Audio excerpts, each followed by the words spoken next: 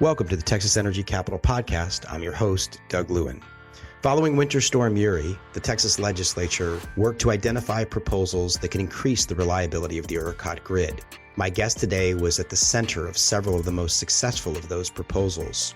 Senator Nathan Johnson proposed to establish a fund to create microgrids at critical facilities like hospitals, nursing homes, police stations. That proposal became part of the Texas Energy Fund, Senate Bill 2627, and was approved by Texas voters in a constitutional amendment last November. It'll establish a nearly $2 billion fund for microgrids. He also passed Senate Bill 1699, a bill that puts into statute the work that has been done by the Public Utility Commission and a wide diversity of stakeholders to establish virtual power plants, aggregations of distributed energy resources that can increase reliability and resiliency while lowering costs. Part of Senate Bill 1699 also requires the Public Utility Commission to pass a rule to reduce average total residential use. The Public Utility Commission has not yet started this rulemaking, but is expected to do so soon.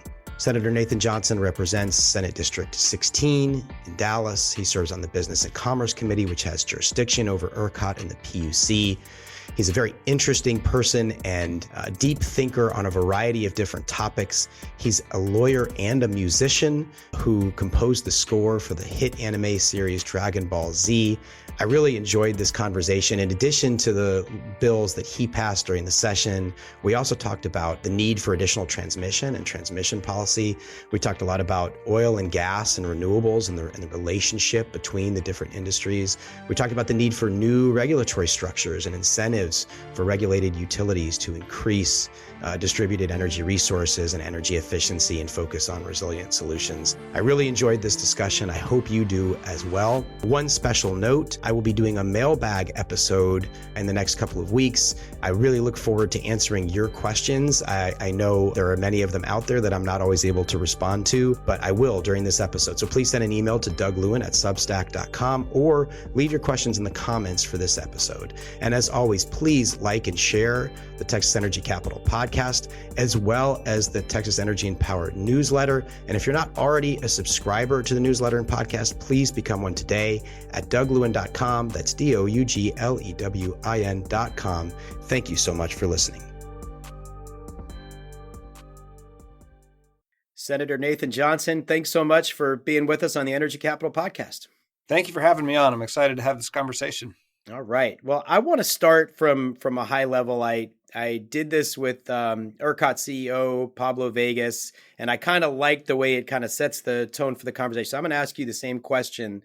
Where do you think the grid is going to be? Can you kind of describe your vision for what the electric grid in Texas, specifically the ERCOT grid, will look like in a 5 to 10 year time frame? And we're not talking 20 years where it's super futuristic and sci-fi, and not next legislative session. More fun. And we can do that. I'm looking forward to talking some of the sci-fi stuff too. I know you're a big thinker and a visionary, but let's keep to that kind of 5 to 10 years. What's your vision? Where do you think all this is headed? The first thing I'd like to say out the gate is I am very optimistic about the 5 to 10 year timeline. It's the 1 to 5 that we're going to spend some time talking about today that I think is much more dicey. As to what it looks like, it's partly contingent on what we do in these next 1 to 5 years. It's going to be partly intentional, and there's going to be an unintentional factor. What we do know is that we are experiencing explosive load growth, and that is, I believe, going to continue. And I don't know anyone who disagrees, who has a different expectation. We have an aging infrastructure. And we have an infrastructure that at the moment can work okay for today. A lot of the stuff we did in response to Uri, I think, has stabilized things. What our current infrastructure definitely won't do is accommodate the load growth, the complexity of our grid, which is far more complex than it once was. And it's going to get more complex. And it will not meet the specific resiliency demands that we need of our grid. So it was going to have to change. I expect we will see additional, traditional gas-fired generation, hopefully well regulated, that's putting out steam, not methane. And I think we can do that. But we're also going to see a whole array of alternative forms of managing our load and our generation and our usage. The way we're going to meet the gap in the next 1 to 5 years is not by suddenly having enough, quote, steel in the ground, although that is a long-term goal. There's no way in 5 years we're going to build our way out of the gap we are going to experience between load and generation. We're going to have to approach it 3 different ways. We're going to have other forms of generation coming online at the same time. We're going to have to manage the load, and we're going to have to manage transmission. And that breaks down into categories. Our generation is going to be making sure that our existing plants are up and operating. It's going to be making sure that we do get some new steel in the ground. We're probably talking about peaker plants in specific points of congestion, strategically deployed. We are talking about very small sources like distributed energy resources. Those are forms of generation that we're going to talk about in this podcast. But there is a generation component, and it will not be all giant 1 gigawatt plants. We're going to see a much more diffuse form of generation. That by itself in the 1 to 5 years will not get it done. Big Gen can't get it done because we don't have enough steel. We don't have enough transformers. We can't build it fast enough. There's no way we're going to Big Gen our way out of it in 1 to 5 years. That's why we're going to be looking at smaller resources. Load management is sort of the inverse of that. And I know your other guests know more about this than I do, but I think it's important to anyone who is listening to understand that a kilowatt saved is a kilowatt generated, right? And so when we look at demand response programs at the consumer level that might mirror what we've done at the industrial level, we can see gigawatts of power that's suddenly made available. So if we can pull 2 gigawatts down from the grid, that's 2 gigawatts we don't have to generate. If we can manage our transmission such that when you have, say, a microgrid backing up a particular region that experiences transmission congestion a few times a year, instead of having to deploy $500 million building a new line, we put in a microgrid, and then we can devote our resources somewhere else. So that's the transmission management. Load management is demand response and virtual power plants, aggregated distributed energy resources on the generation side. It's a much more complex, much more granular grid. And then the 2 remaining components aren't physical, they're financial models. What market signals do we send in order to accommodate all of this 1 to 5 year change, as well as setting us up for that 5 to 10 year change? I think once we get all that in place, to answer your first question, I think we're going to see new steel in the ground at the large generation level, at the base load level. But I also think we're going to see a huge proportion of our load growth be absorbed by solar and wind and other renewable forms that are paired with reliability mechanisms like batteries and other forms of energy storage. I think we're going to see very flexible relationships between load and generation, all managed by retail electric providers, TDUs, and the ISO ERCOT. So all these moving parts are going to create a much more, I think, stable, resilient, adequate, affordable, efficient, and cleaner energy future in 5 to 10 years. It's quite a vision, as my grandmother used to say, from your mouth to God's ears, right? Let's make it so. We got to have something to aim for. No, it's a great vision. I do think it is one that is realistic and frankly probably necessary, because as you talked about, at the beginning of that answer, there is a lot of rising load growth. And if we want to be able to meet that growth, we're going to need all these different resources. There's going to need to be some new gas peakers, a lot of storage, a lot of renewables, and a lot of, as you talked about, transmission, managing the transmission better, and the load side stuff, the demand side stuff, which, as you well put it, if there's 2 gigawatts less of demand, that's 2 gigawatts less of generation you need.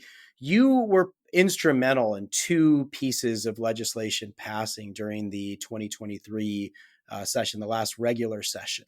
One of those established a fund for microgrids. I believe it's often referred to now as the Texas Backup Power Package or something along those lines. And this, it was a standalone bill you had, but then it was folded into Senate Bill 2627, I believe by Chairman Schwartner, and then became Proposition 7 that everyone voted on.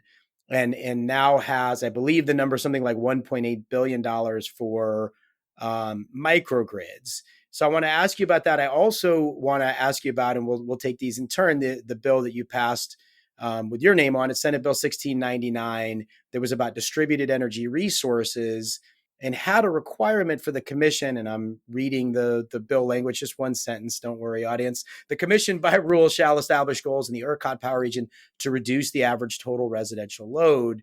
This is a recognition that there hasn't been as much residential demand response. We have a lot of commercial and industrial. So I'd love for you to talk about these two different pieces of legislation.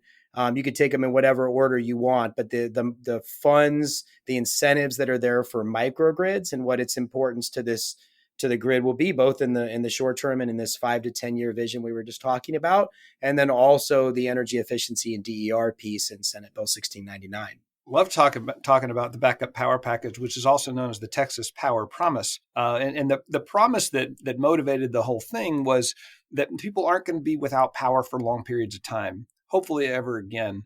And that's through load shed management. One of the problems during Uri is that the feeders in our existing structure, they're legacy, they're old, and they overload, and they're so big that if you cut one and turn one off and then cut that one and turn another on, we're moving such huge chunks of power. We're not sure that load and generation are going to be sufficiently in sync to not blow the grid up. So it kind of left it left our TDUs in the position of really not being able to take a chance. And so some people were without power for long periods of time. Other people had that bothered me. So how do we manage that? One of the problems is if you've got a critical feeder with a critical facility on it, like a water treatment plant or a hospital or a fire station or an assisted living center, other things that are essential to the community, you can't cut it. And if you can't cut it, you can manipulate load shed a lot less. But if you put some backup power there, suddenly that feeder becomes rotatable and you can manage load shed a lot better. That was kind of the initial concept behind it, but it grew into something that I think is going to have much broader influence on microgrids and distributed energy. Yeah. And that is, we are, through all of the money that has been deployed at a very important thing for our state. We've got almost $2 billion recognizing that we don't ever want water treatment facilities to lose power. And if they're too small to afford it, we want it to be there anyway. We are going to be kind of jump-starting or catalyzing the market for developing microgrid technology by putting out there for bids, actually bringing to market and selling with state subsidies microgrid technology around the state. That is going to create ripple effects. Yep. Because the scale of this is huge, and we've got all kinds of energy providers at the microgrid level very interested in participating in this program.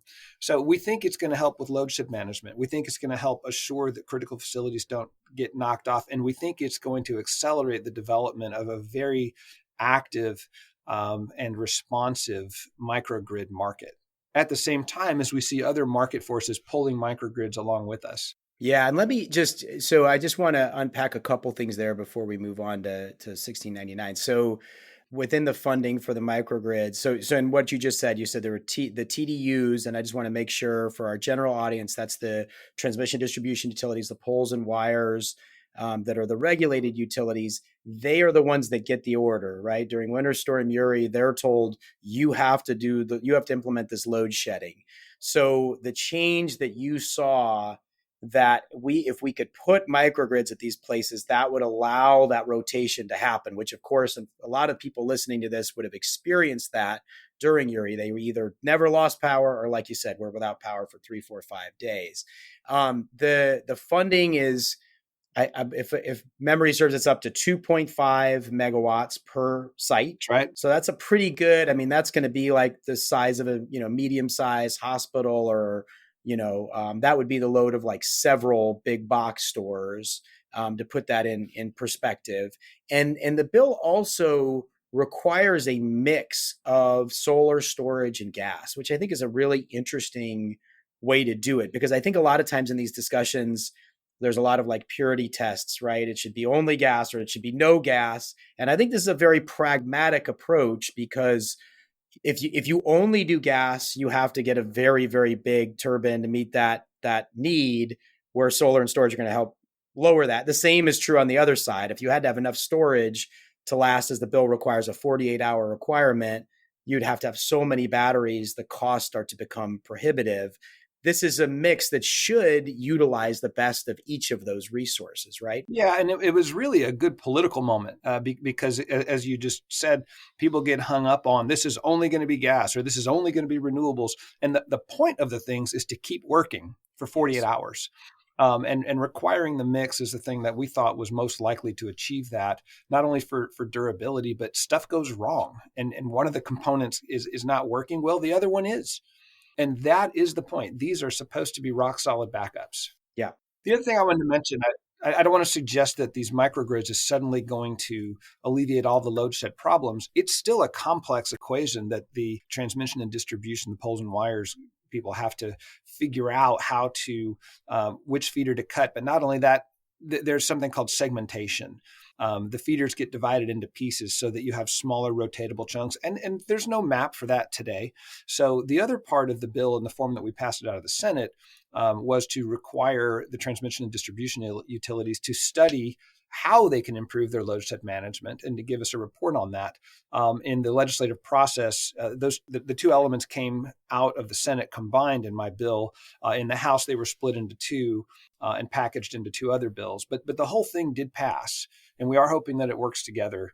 And it has the market effect that we want it to, the technological and innovation effect that we want it to, as well as the resiliency that we really all want. Absolutely. And that circuit segmentation study, I believe the utilities need to turn those in by September, if I'm not mistaken. We could put a link to that in the show notes so people could see like where that is in the bill and what the requirements are.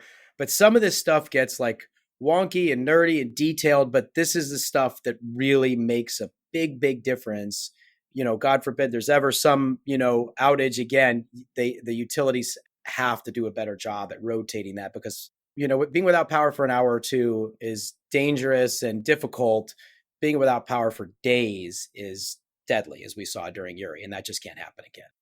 It's deadly, which is a huge moral problem for all of our consciences, and it's expensive. I mean, we had $200 billion in insurance claims, and so that's an ability we want the TDUs to have. Absolutely. So in a small way, we hope this contributes to that. Yeah, the other thing I was going to say about the backup power package or the Texas Power Promise, is that what it is? I always get these. I could never remember these names. You think I'd remember it? Oh, they're both in there. There it is.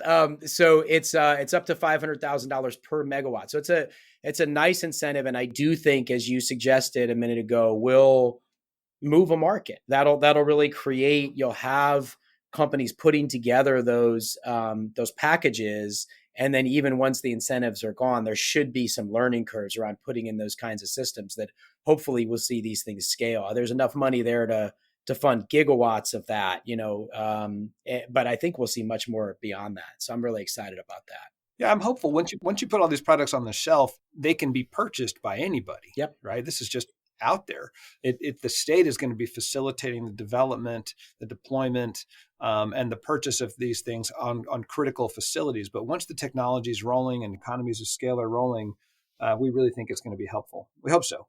Totally agree. And then, so let's talk about Senate Bill 1699. This is the one that does require the commission by rule to reduce residential load. Also had a lot in there about distributed energy resources. I mentioned earlier the podcast with Pablo Vegas, and when I asked him about his 5 to 10 year vision, the first thing he said was, I think we're going to see a lot of small resources out there on the grid. And what you did with that bill was help to create, if I'm not getting it mixed up, I think this is the right one, right? That helped create in statute the ability for the pilot program, the virtual power plant pilot, to continue going, but then also puts in place this requirement to do more on energy efficiency and demand response. Can you talk a little bit about your thinking behind wanting to work on that legislation and what you hope to see that evolve into? Absolutely. The distributed energy resources market is one that holds great promise. We talked about that 5 to 10 year time frame, maybe another, we're at 120 gigawatts or so of load on our grid. We could be at 250 in 10 years, maybe 300, maybe less, but those are the projections. And I don't think we're going to have enough distributed energy, small scale resources to add 100 or 200 gigawatts. But in the meantime, in the next 1 to 5 years in particular, they can meet local demands for resiliency and even environmental concerns when a microgrid is replacing a diesel array. And so my thought was we need a regulatory framework for this emerging market of emerging innovation and technology, because when there's a regulatory certainty around a product, that's when people are willing to invest and really surge forward. And I think it's kind of a good lesson too in being hyper prescriptive versus not doing enough. Because I think I had a version of a DER bill the prior session. I had a DER bill last session that did not pass, but the one that did pass is the aggregated DER bill. And that is, as you said, it clarifies. I mean, sometimes you just need a statute in place so that nobody's wondering whether or not the PUC has the authority to conduct this pilot program. Nobody's wondering whether the PUC has the authority to start directing markets to develop this kind of technology. And that's really what we did, is remove any doubt. The PUC should do this. The PUC can do this. And sure enough, we have a pilot virtual power plant that makes use of these distributed energy resources. And for those listening, we're talking about rooftop solar. We're talking about the ability of consumers to participate in the energy market. We may be talking about microgrids. We're talking about other small points of generation. And now we can look at them in the aggregate as a single generation resource. And then when you're talking about a virtual power plant, you've got these aggregated distributed energy resources, right, that are part of a virtual power plant. And then we have these demand response programs that at the same time can drop demand. And so we have this virtual power plant that's looking at dropping demand and rising energy that is able to also in real time respond to market signals using perhaps AI, which is going to be another issue in our discussion today, to optimize systems. And it's a whole new conception of available energy in our market. I knew we needed some sort of regulatory framework. Doug, I think we're probably going to need further legislative action on this, but the market is still young, and being too prescriptive too early can kind of put up roadblocks to innovation and new ideas and participants. Not saying enough is inertia. Nothing happens. So I think there's a ways to go, but we are still learning in real time right now. The demand response component, I do want to mention that the initial demand response bill was filed by my colleague, Senator Jose Menendez, and it just didn't survive the legislative process.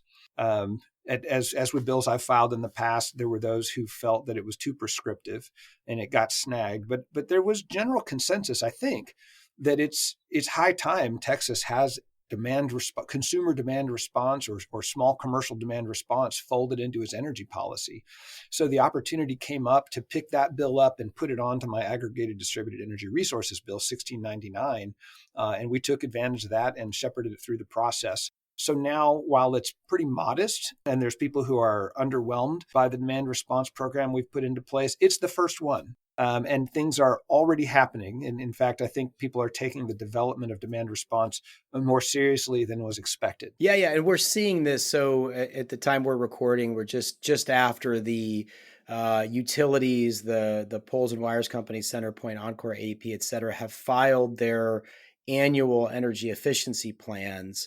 And I haven't looked through all of them yet, but one, the utility for the area you represent, Encore in the North Texas, Dallas-Fort Worth area and out into areas of West Texas, they have filed for a new smart thermostat pilot that they put in their filing was partially in response to 1699. So we are seeing already, and then actually retail electric providers is one of the few cases where, because a lot of time, not few, I shouldn't say that. There's a lot of times that the retail electric providers, I don't think this is a secret. Anybody who's in the industry listening to this will know this. The retail electric providers and the utilities don't always see eye to eye on things. On this, they are in agreement that we need to have more smart thermostats in there. It's a potential way to reduce the risk of outages only for consumers that volunteer and want to participate. So you were talking about aggregated DERs, and you've got solar and you've got storage. But as you were talking about earlier, yes, you can inject power, but you can also reduce it, and you start adding those up and you can get to some really big numbers. So we are starting to see that. It's already starting to come into the market from 1699. And I think the next step will hopefully be the PUC potentially even opening up a rule. Because to tie this all back to Winter Storm Uri, Senator, I mean, we had several problems during Winter Storm Uri, and I want to dive into these. But, you had gas supply was disrupted. You didn't have enough gas supply in the system. You had power plants that froze. That caused major problems. And you had demand that was extremely high. And all of those were problems. And if you only deal with one of those problems and don't deal with all of them, you by definition only have a partial solution. So dealing with that demand side is just absolutely critical. And there's a couple things in there that I've made me wish I'd included them in my overly long first answer. But one of them was when you're talking about the multiplicity of factors and solutions, what's your grid strategy? What's your grid vision for 5 to 10 years from now? It is the trite phrase, all of the above. But there's a reason that it's so many different things. It's because the complexity of our grid is beyond anything that anybody would have imagined 20 years ago, even. And it's going to require a number of different approaches to overcome all of the different kinds of obstacles, to meet all the different challenges, to meet all of the different ways in which we get enough electricity at the right times to serve our basic needs. Yep. Oh, that's something else I failed to mention. The things we're talking about with demand response and energy efficiency that you just mentioned. This is a word that people are sometimes afraid to use that covers both of those. It's conservation. Conservation will play a major role in the grid in the next 1 to 5 years because it's quicker, easier, and cheaper. It will play a major role in the grid in 5 to 10 years. Conservation can be either active or passive. And I was talking with ERCOT CEO Pablo Vegas about this subject. And I think it's a very good way to think about conservation. It can be active in the form of smart meters telling your heat pump to scale down, cooling your home early. You actively respond to a forecasted scarcity event, right? Or it can be passive, where you have better insulated homes, more efficient appliances, which all the time are using fewer resources. And it can be cuts in consumption. But that again can be an active demand response program, and the reason people didn't like conservation calls is they weren't getting paid for it, right? Whereas at the industrial level, we wisely have a program that pays people to shut down when we need the electricity. Can consumers get that same thing? But conservation is part of this big, complex package of solutions to our grid future. Yeah, for sure. I do think the language around this is so tough because conservation is now so caught up in the conservation calls that, as you mentioned, people really don't like. And I see this on Twitter and Facebook every time there's one of those.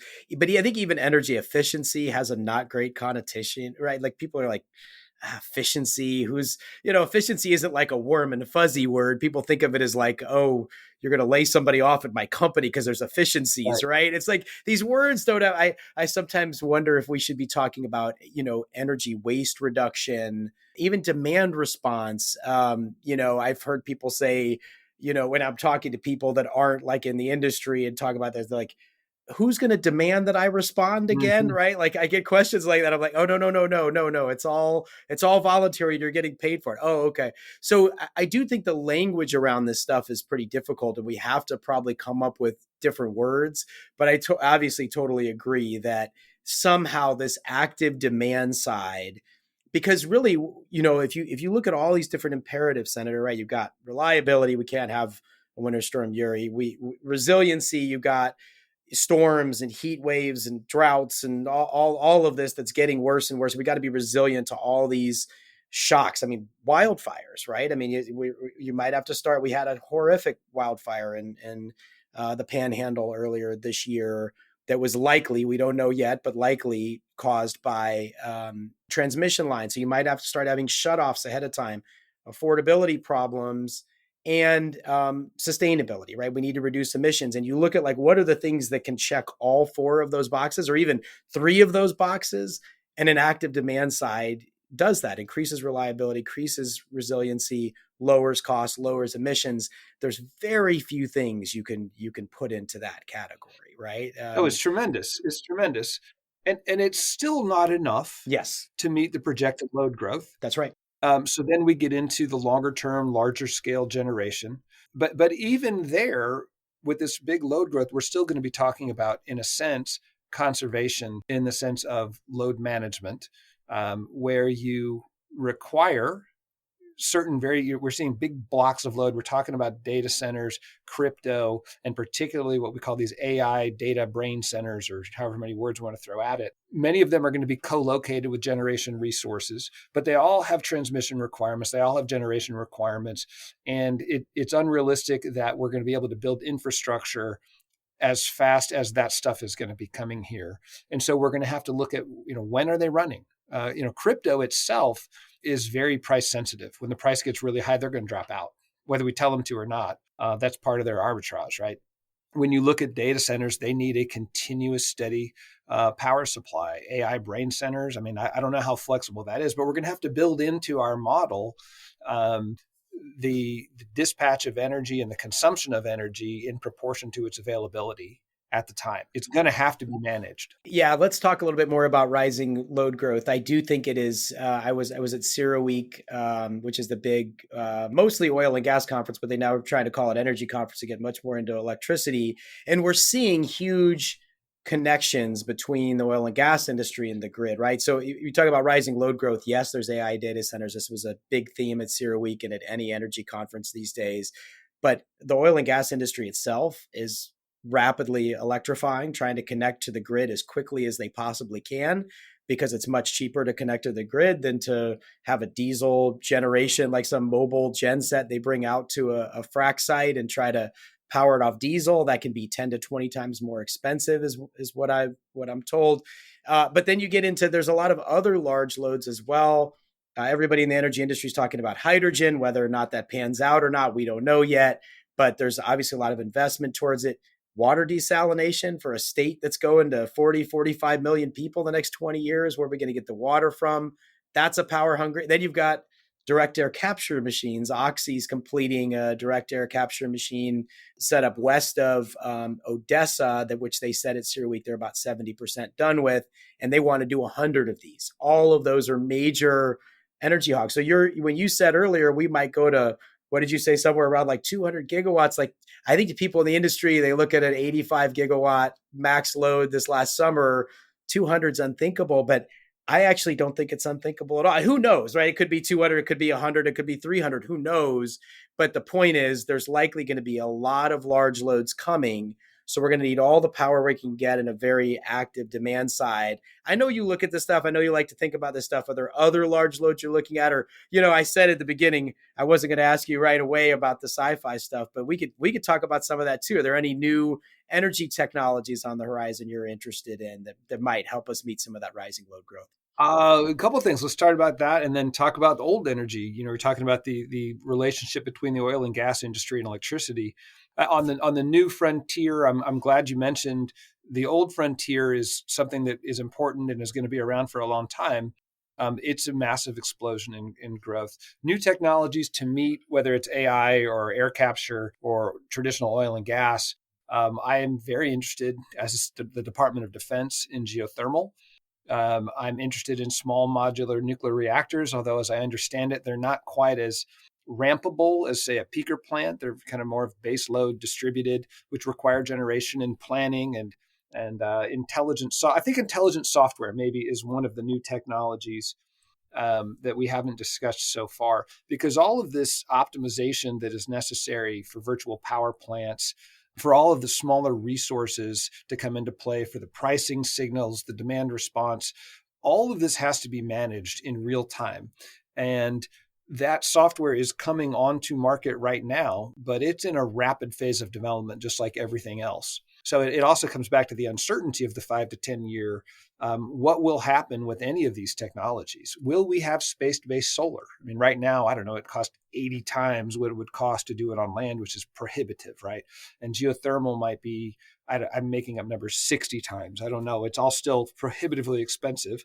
But we have a pretty good track record of putting our heads to problems and figuring out ways to do it cheaper. I'm pretty excited about what the future holds. But I do want to go back and visit the relationship between oil and gas, which power the globe and power the state to a very large degree.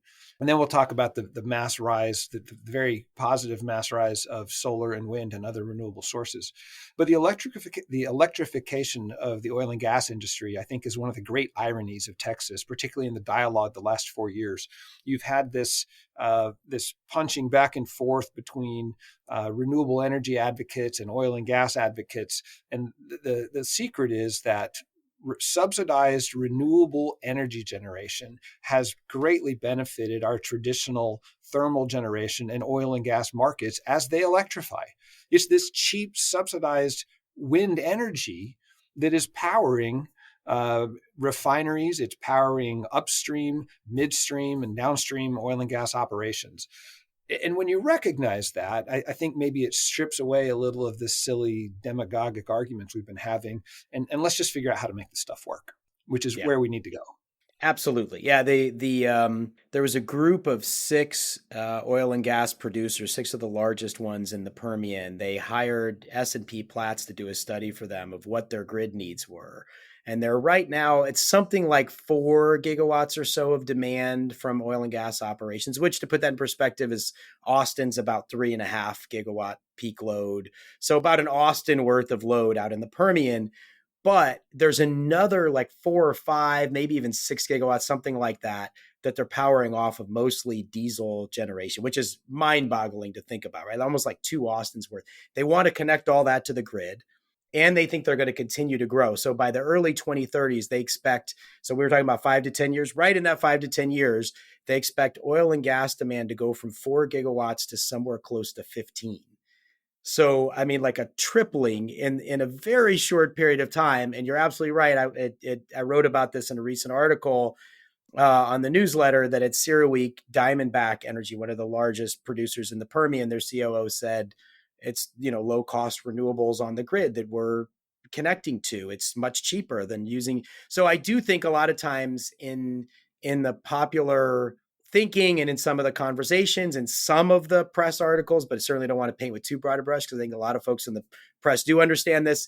It's not oil and gas versus renewables. That's sometimes the way it plays out in the narrative, but in the real world, they're kind of dependent upon each other and leaning on each other. Yeah, and to the extent we want a reliable grid, we're going to be dependent on both. Yep. I think that's right. And so, let's from there, there's a lot of different directions we could go, but I think let's talk about transmission a little bit, because that is something that the oil and gas industry actually pushed for hard during the last session, was House Bill 5066, which requires a study of transmission by the PUC. They're doing that study now. The PUC has approved new transmission lines. We're obviously going to need more transmission. You talked earlier also about better utilization of the transmission we have right now. We're experiencing a lot of congestion and curtailment. You obviously serve on business and commerce and have heard some of these discussions over the last few years. What is your thought both about all those things, utilizing the lines we have better, building new lines, and of course, you can't ask a question about transmission without, what are your thoughts about connecting ERCOT to other grids? This is my gosh. Yeah, I know. I don't want that to be the only thing. No, it's good. I do want to talk about it. I want to try to keep these 4 pieces in mind. When we're talking about transmission, we're talking about utilization of lines. We're talking about building new lines. We're talking about possibly integration into the federal grid.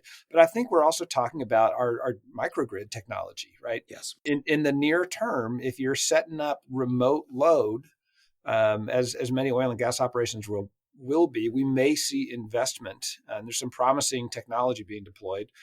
We may see investment in microgrids that are sited out there that obviate the need for a new transmission line at that point at this time. Who knows where we're going.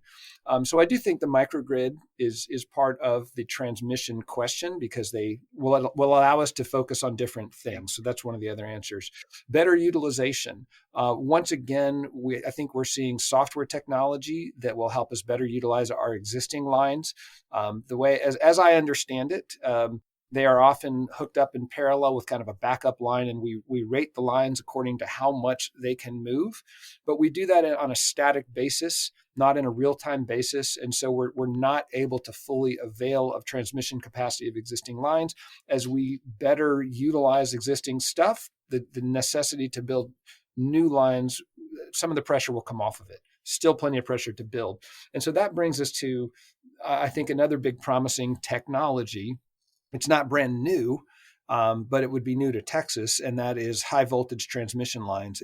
We have them for some certain DC connections out of the state, foreshadowing what we're going to talk about in a minute on the national grid.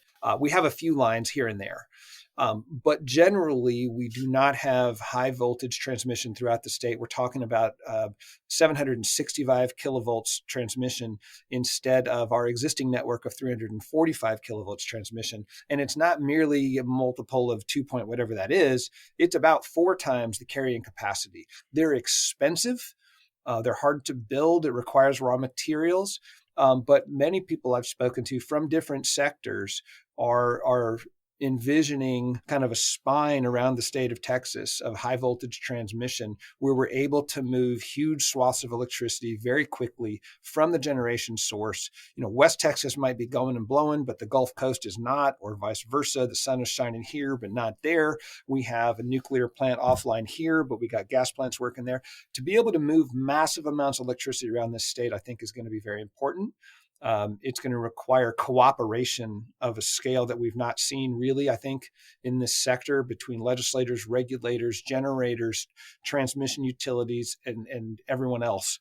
It's an exciting, difficult challenge that I think is going to be part of our future. Is it 5 to 10 years? Maybe it needs to be. And I think, that's they're building the line. The PUC approved $1 billion to better connect South Texas. You were talking about South Texas wind and solar, and there's a gas plant down there that used to serve Mexico. It has now been brought into ERCOT. There's a lot of storage happening down there.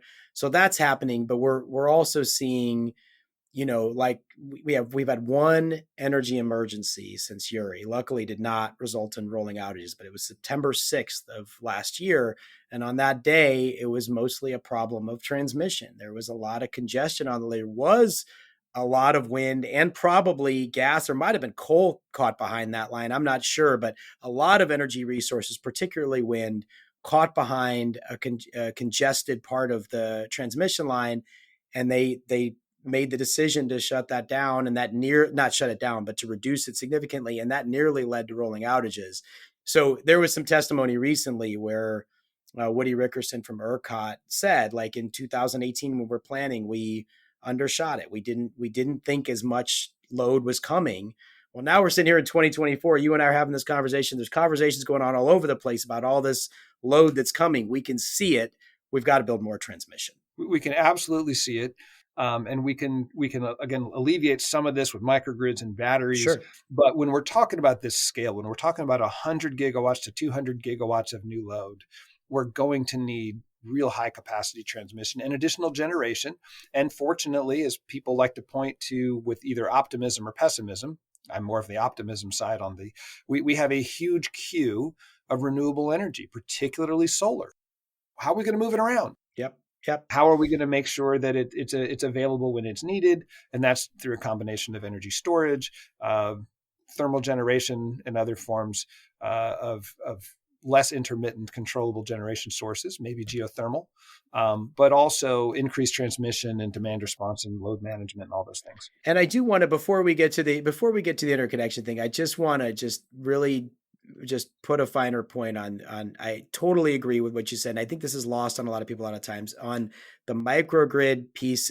Sometimes people talk about microgrid and macrogrid. And if you do them both well, they support each other, right? You start to think of all the microgrids that contain storage, right? So when there's not as much renewables, you're storing up that power.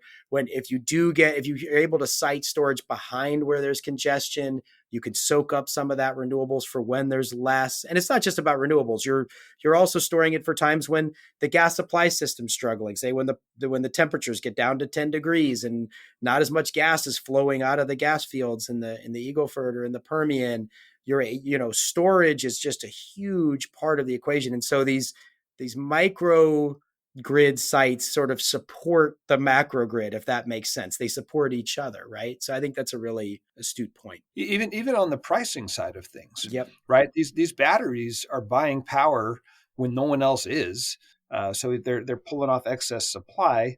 And then when things get really, really scarce, either because of a lack of power or because prices are just go stratospheric, they're able to deploy, which has a depressive effect on the overall prices as well as meeting the energy needs. So we have higher troughs and lower peaks. Yep, that's exactly right.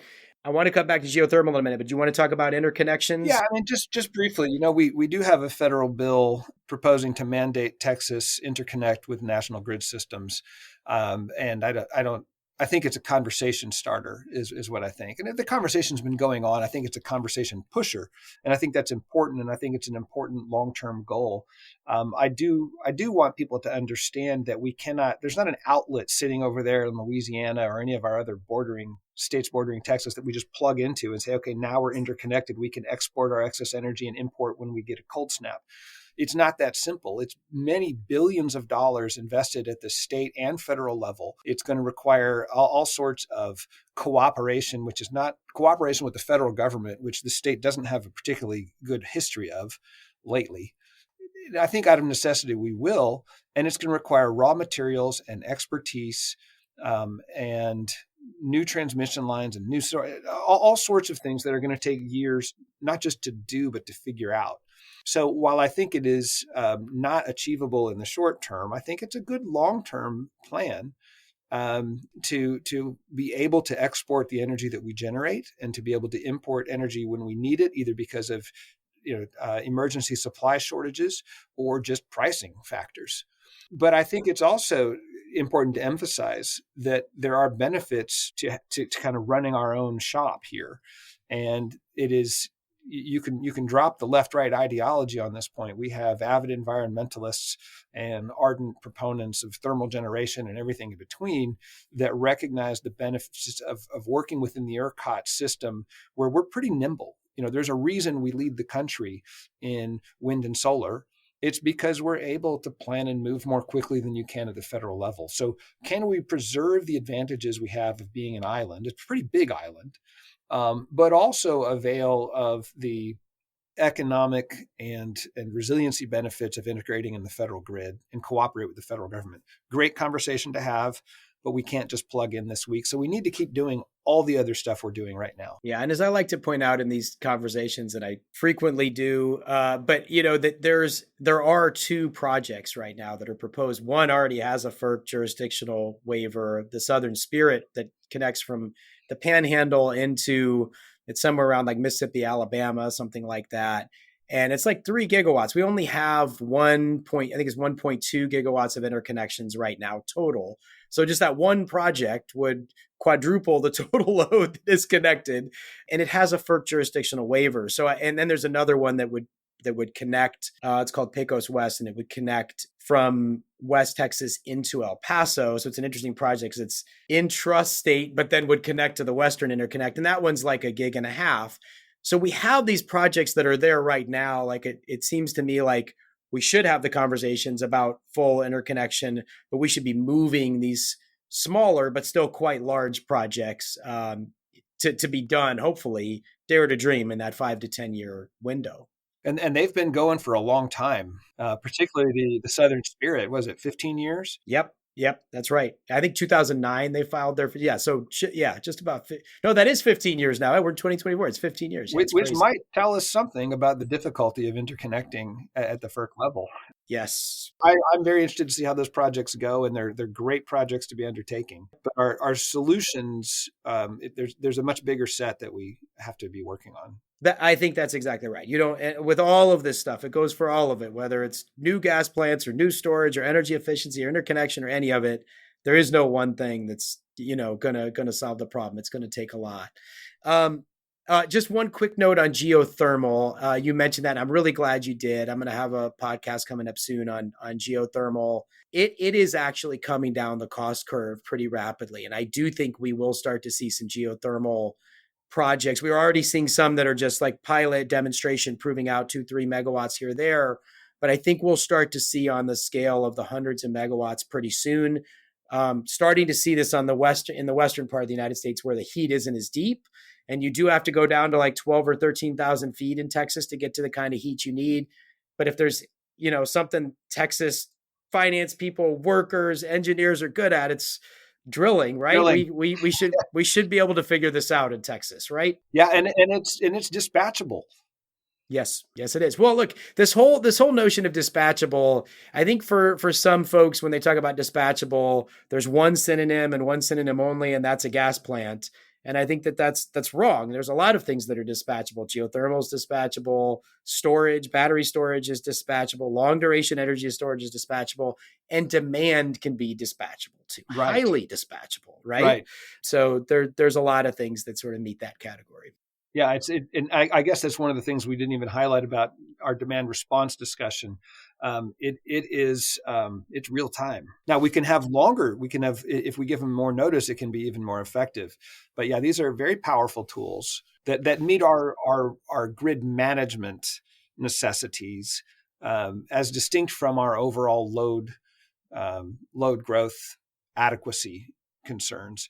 Geothermal could possibly address both. I hope I'm not digressing. It's when we were talking about the TDUs in 1699 and the action that they're already taking from an optimistic time frame. And I believe you've had this conversation with Jason Ryan, and I've talked with some other people.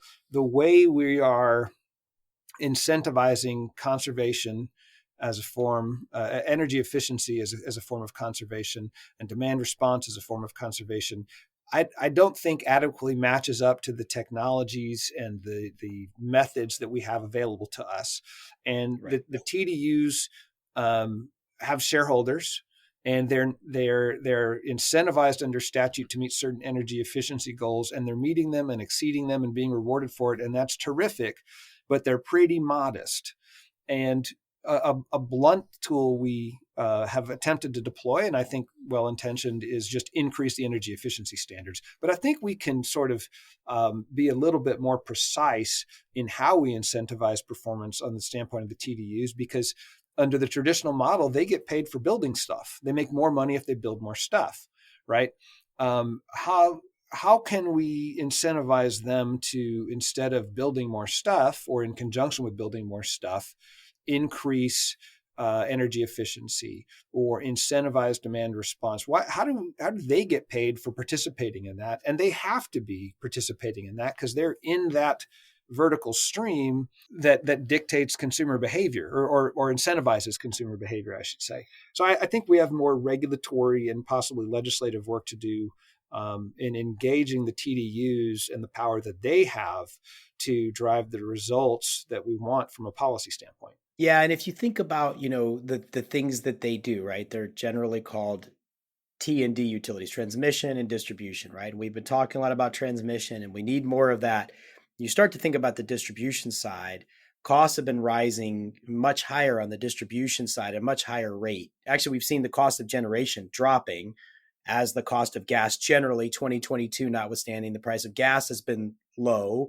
Price of renewables obviously is very low. So the generation, we've seen this compression. Transmission spending's gone up, but distribution spending's gone up a lot, right? And so if you think of these distribution utilities looking at their system and going, oh, if there is a microgrid going in here because of the Texas power package, I always mess it up. The Texas backup power package is going in here. And so we're getting all of these microgrids here, and we're getting batteries here and energy efficiency happening. They can kind of see that on their distribution grid, where these different assets are going. And you're absolutely right. How do we give them some incentive to manage that in a way that the default isn't just always build a new substation, get new transformers. You can't get transformers for a period of years right now because the supply chain and prices are very high. So how do we give them an incentive to manage that in a way that lowers costs? And this is something that I love talking about because I don't actually know the answer, and I don't think anybody does. I don't think there's like, for so many things you talk about, it's like, oh, there's a ready-made answer to this one. I know this one is tough. It's really, this is not, we're talking about changing a business model that's been around for 100 years or not, maybe using the same business model, but somehow having that distribution planning mechanism not just lead to here's more infrastructure, here's more spending, but in some cases, the customers are bringing their own money into this picture. And how do we optimize that in our system? Do you have any thoughts about how to do that? Well, no, I don't. I don't know how to do it. Except I don't either. that this is one of those instances where markets have to be structured and managed in order to produce the results that we want. That's why we have markets, because we deploy the power of private capital and private minds. And I think in this case, the way our markets are structured are not incentivizing the TDUs to solve this problem that we don't know the answer to, or the retail electric providers. And we need to have a structure that will incentivize a good relationship between those two levels of the system, and causes people to think up ways to alter consumer behavior in a way that benefits consumers, involves a profit motive for each of these entities.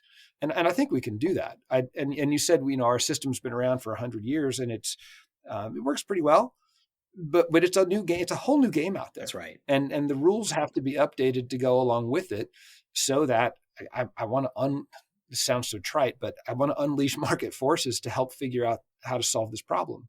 I think, when you look at ERCOT is what we call a TSO, a transmission system operator. They handle things at the bulk level, right? And I talked with Vegas about this, that, they generally don't deal with the very small things, but somebody has to, right? We have to get to some point where there is, you talk about markets, we have a very active, very competitive market at the large scale, right? So if you're a generator, you exist in a very complex, competitive market. But at the distribution level, there's kind of nothing. There's no, if I'm an aggregator, I mean, this is why the pilot that was put into statute in 1699 is so important, but why it needs to move beyond pilot fairly quickly, right? Is that if I'm an aggregator and I'm doing that work of signing up a bunch of small customers and creating something that equals a power plant, now what, right? I can try to fit that into ERCOT, but that's I'm competing against folks that are operating at a different scale. It's almost like we need some kind of a distribution level market. So you could even as a distribution utility could say, we're going to spend $10 million to make the substation twice as big and buy a bunch of new transformers. Or is there an aggregator or a group of aggregators that could come together and meet that same requirement for $8 million, $6 million, $2 million, right? And thus save everybody money, put some money back in the pockets of consumers that raise their hand to participate. So it might mean creating new markets. I mean, maybe that's part of the next frontier within Texas is what's the next level of competition? I think it is. And I think it's going to involve the retail electric providers as well as the transmission and distribution utilities, as well as and the PUC and ERCOT and the legislature. Yeah. There was, by the way, a bill that I still don't think has been implemented. I want to say it passed in, I think it was 2019. We'll put this in the show notes too, but it was Senate Bill 415, which allowed for what are called non-wires alternatives. So if a utility wanted to put in place, I think this was a bill by Hancock, if I'm not mistaken, that would have allowed the utilities, if they did these non-wires alternatives, sort of aggregations of DERs, and it obviated the need for infrastructure, they could treat that as rate base. They could earn their 10% rate of return on something that wasn't actually a substation or a pole and wire or whatever, so that they wouldn't be sort of, and I say biased against that. It sounds negative, but just from a logic point of view, if you're a utility, You have shareholders, you're trying to maximize returns. It's trying to level the playing field and say, hey, you can earn returns from these other activities as well. And I wonder if maybe that's where we need to go with energy efficiencies. I think so. I think particularly in the load growth environment that we have, that is going to require a huge build out by the TDUs. There's going to be they're going to be building no matter what. For them to take a moment and also look at controlling demand and energy efficiency through active and passive forms of conservation, I think we need to, from a market structure level, give them a reason to pay attention to that. And we currently do. We have these energy efficiency goals. But as I said, they're very small, and there's no real incentive. I guess I shouldn't say no. There's very little incentive for the TDUs to try to exceed their goal. They don't get anything more for it.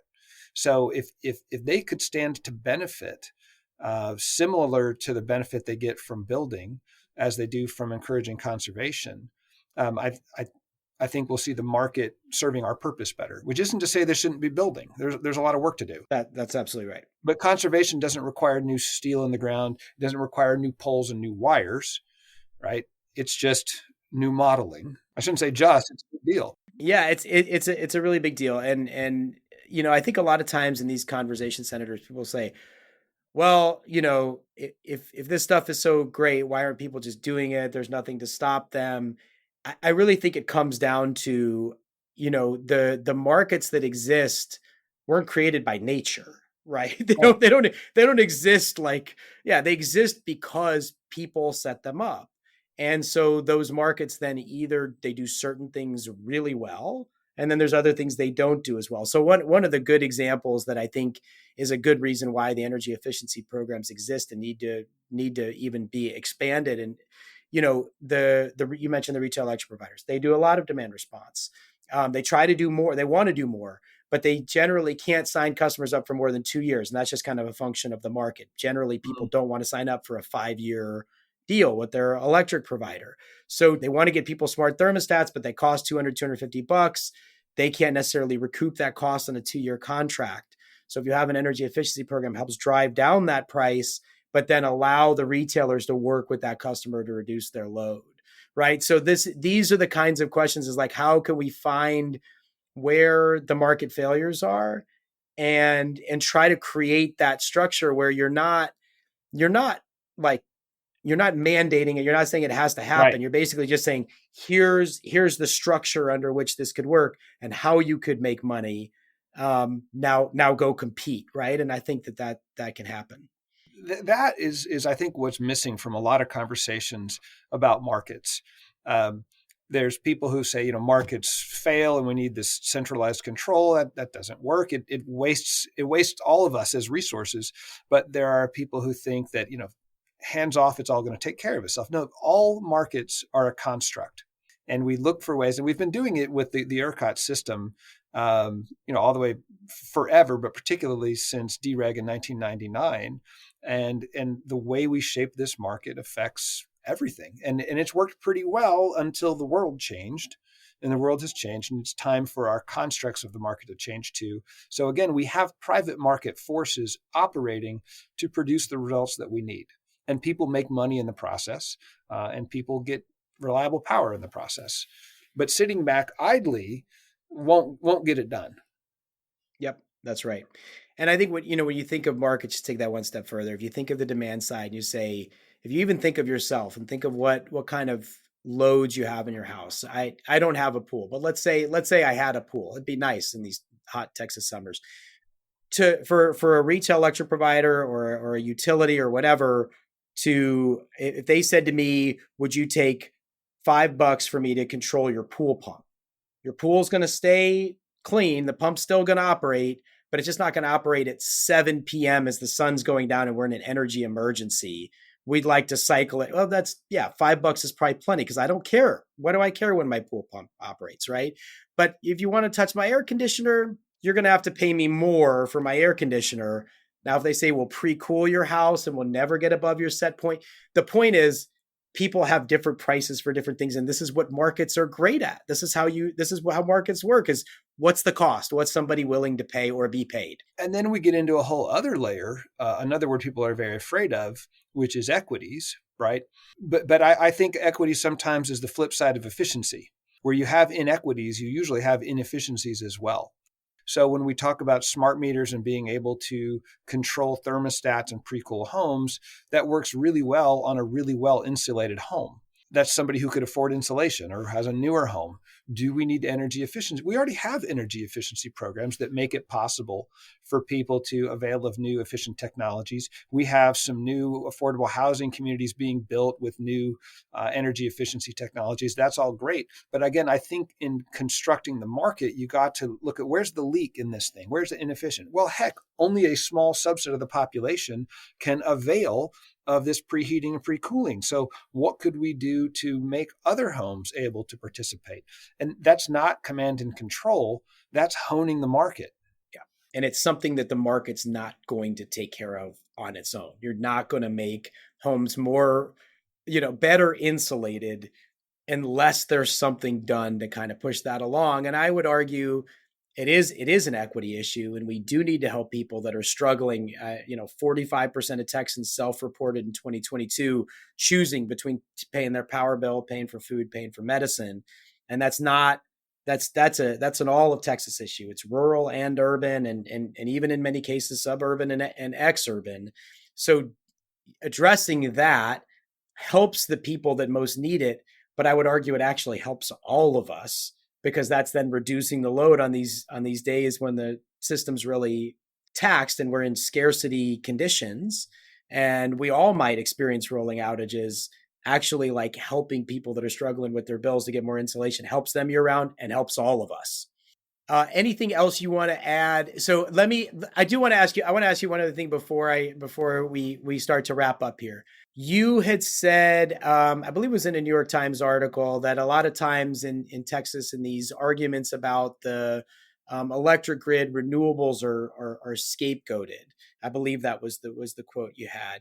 Can you talk a little bit about that? I mean, we're talking about rising load growth. I think we're going to need renewables. We're going to need every megawatt we can get at this point. But there is this attempt to kind of scapegoat renewables in Winter Storm Uri and in other contexts. Can you talk a little bit about that, why you think it's happening, and what's your response? Yeah, I think it's a real unfortunate notion that many people have accepted. And I think we need to dispense with it, dispel that notion that renewables destroyed the Texas grid.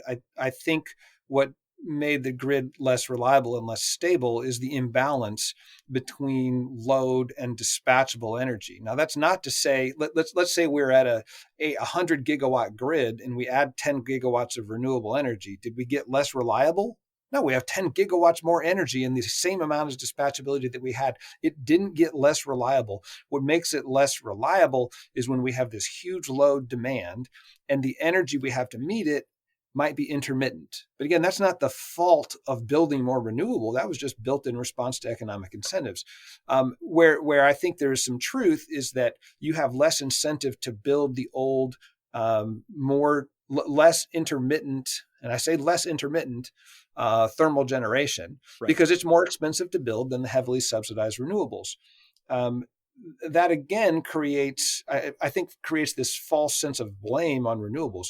That renewable energy is going to be there to meet the coming load growth. It has been there to power the oil and gas industry. It has been there to power high tech in this state. It has been a tremendous benefit to this state.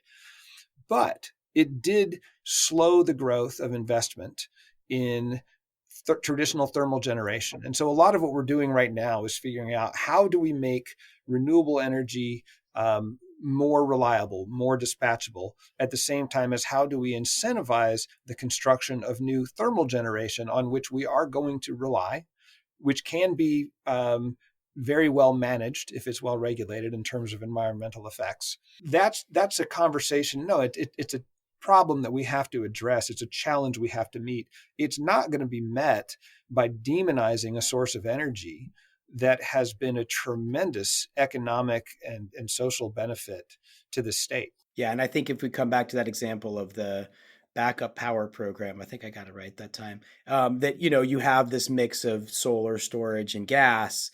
it's not, you're not overly reliant on any one thing.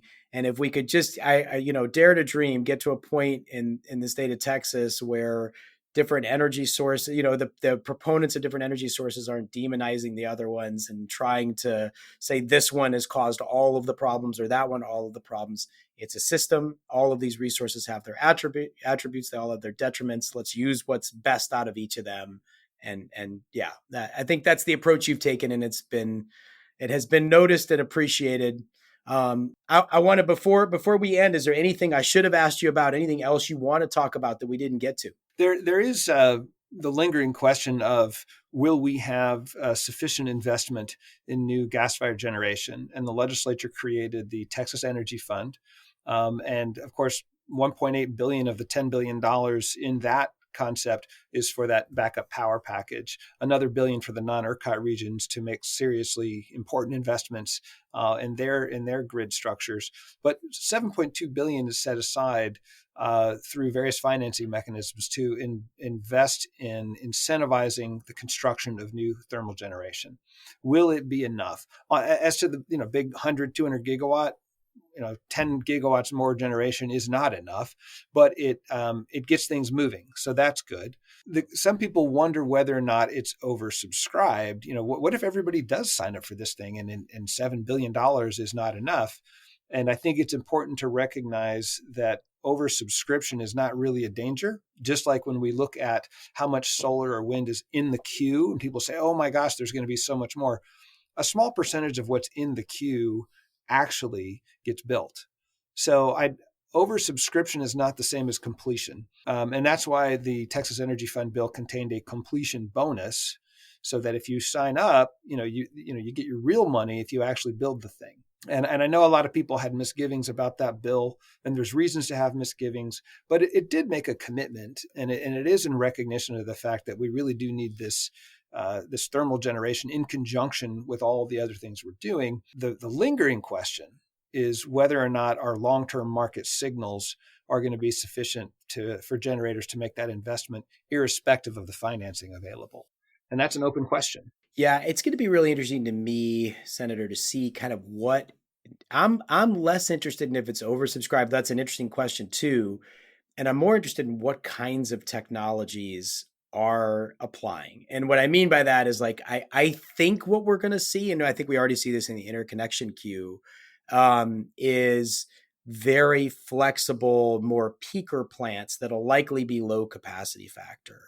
And thus for those that, and I think this is a very large number of people and growing all the time, folks that are worried about emissions, you probably have a fairly low emissions impact from those kinds of gas plants, but potentially if fuel's available, which is a huge question, a potentially high benefit for reliability, if that's the kind of plant that comes into the system. And so that's what, like, in all these market design discussions, I worry about is, like, I don't think you really want a signal that is for combined cycle, like intended to operate 60 or 70% of the hours out of the year. You want to bring the stuff that's going to operate 10%, 15% of the hours out of the year, because that's really all you need them, because you'll have cleaner and cheaper sources other times of the year.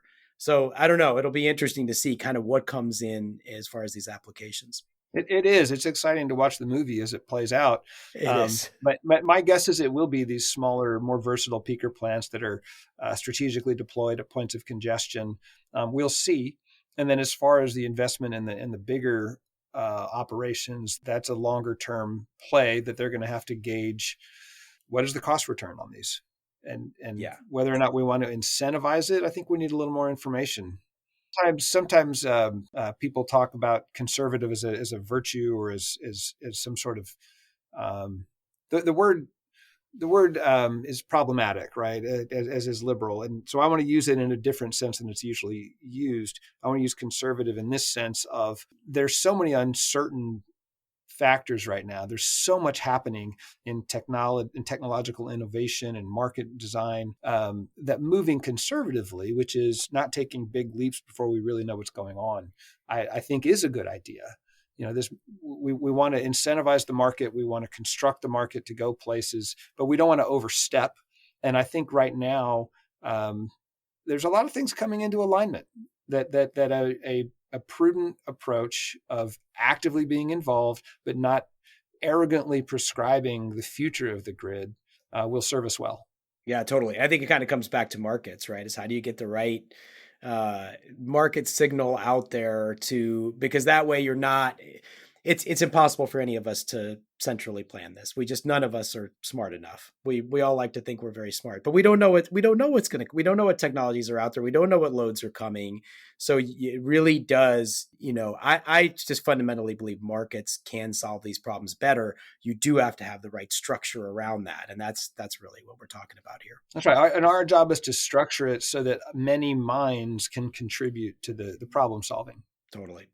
Well, it's something I've always appreciated about your leadership.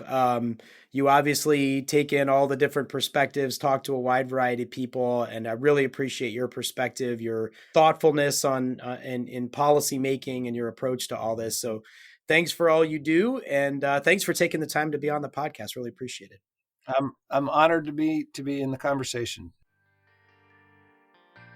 Thank you for listening to the Energy Capital Podcast. I hope you enjoyed the episode. If you did, please like, rate, and review wherever you listen to your podcasts. Until next time, have a great day.